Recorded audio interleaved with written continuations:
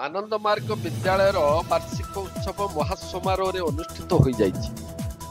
बालेश्वर जिला खैरा ब्लॉक अंतरा पंचायत अंतर्गत कंदड़ा ठारे थिबा आनंद मार्ग विद्यालय 17तम वार्षिक उत्सव महासमारोह पालित होइछि।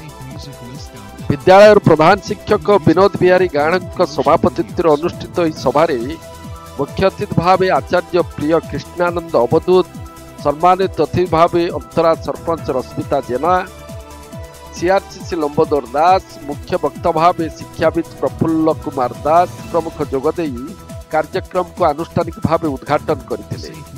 अन्य अतिथि मानक मध्यरे समिति सभ्या प्रतिनिधि लखींदर पंडा, मार्गी चंद्रगुप्त लेंका, क्षीरोद कुंवर, नटवर महापात्र, जशवंत महापात्र, विज्ञान नायक प्रमुख जोगदे विद्यालय उत्तम शिक्षादान उपरे आलोकपात करथिले।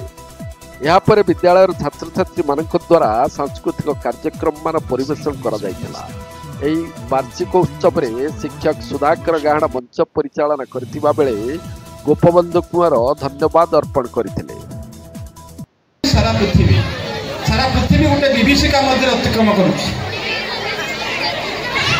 तार समाधान आनंद मार्ग प्रतिष्ठाता आनंद मूर्ति जी शिक्षा माध्यम देइचंती। जो से कहते सा विद्या जा विमुक्त,